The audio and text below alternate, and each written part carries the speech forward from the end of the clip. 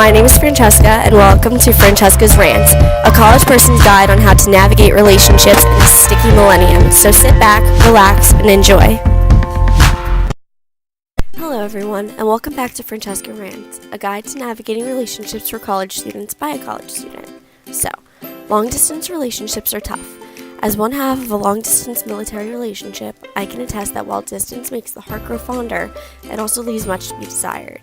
So, today I will be discussing long-distance relationships and little facts about it that you'll learn once you're in it. I will also speak to a fellow participant of a long-distance relationship, my good friend Phoebe, and we're going to give an idea on the ins and the outs. So, relationships take work. Whether it be deciding on a movie or where to eat or something as big as taking the next step, planning, compromise, and hard work are all huge parts. Long-distance relationships bring a whole new meaning to the words hard work. Like many people, I am half of a long-distance relationship. These are common, and I have to say, as a serial monogamist, I have been in relationships before. So that being said, I have an understanding of how hard relationships can be, but this relationship poses exponentially different challenges. So here's a few things that you should know about a long-distance relationship. First, it gets lonely sometimes. Naturally, when you're dating somebody, you want to spend time with them, So, for example, my boyfriend is stationed on Fort Bragg in North Carolina, which is 9 hours away. So I don't really get to see Dennis very often, but this leads to number 2, time together is valuable and fun. So every time Dennis comes home or I fly down there, our little windows of time together are amazing. Think about it, when you're dating somebody you see all of the time, little moments together become routine. So something as small as going to the Apple store can actually be really fun. 3, fighting occurs less. So since you're not together all of the time, things about significant others that usually would get under your skin or old don't really affect you. So, for example, my messy car really can't get to Dennis because he'll barely see it and barely sit in it. So 4, you're basically dating your phone. So I get so many looks when I have my headphones in and I'm talking to Dennis on FaceTime in public. Since we don't really get to see each other in person, we basically have to live on FaceTime in our free time. And, sometimes it does get old because you want to give that person a hug and you miss them, especially when you're talking about, something heavy or something, that you just really want a person to be there to hear. But it's a really great alternative when face-to-face interactions just aren't an option. 5, communication and effort will make or break it.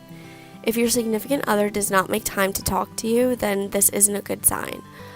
Yes, people totally have busy lives. I mean, for example, I work 3 jobs and I take 6 classes, and Dennis has a really, really strenuous schedule with the Army. So, it's kind of hard to schedule time, but we do it. And if you want things to work, you have to, because if you don't, you're building a house on a deck of cards. 6, you have more time for yourself. So since Dennis isn't around, I've found awesome hobbies and activities to fill my free time with. It's so important to be your own person before you can be in a relationship of any kind. And although I'd love nothing more than to have Dennis within driving distance of me, being forced to be on my own for a bit has made me even stronger of a person and more aware of what I want and what I need in my life.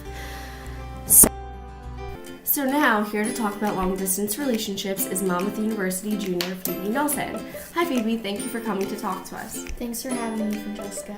So how long have you been in a long-distance relationship? So I've been dating my boyfriend for 4 years, but long-distance for 3.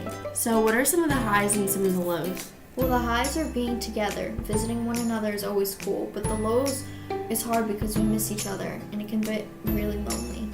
So do you visit one another often? Well, it can get expensive visiting one another with flights and driving, but we try to see each other when we have a 4-day weekend, and obviously spring and winter break. So how far away is your boyfriend? He's in Ann Arbor, Michigan. So what's some advice that you have for people out there in long-distance relationships? As long as you both are committed to making it work and put in equal effort, it will work. Well, thank you, Phoebe, for coming in and talking to us. Thanks for having me. So my final thoughts on long-distance relationships are that you have to do what makes you happy. No matter who you're with, relationships take time, communication, and trust. As cliche as this sounds, your heart will lead you in the right direction. If you care about someone enough, the miles through annoying won't matter. So, I say distance makes the heart grow fonder, and every measly mile is worth the pursuit of love. Thank you to our listeners for tuning in for the first episode of Francesca Rants. Keep tuning in for more relationship rants. Information discussed throughout the episode is brought to you by myself, Phoebe Nelson, and Hudson Brittany, what every person in a long-distance relationship should know.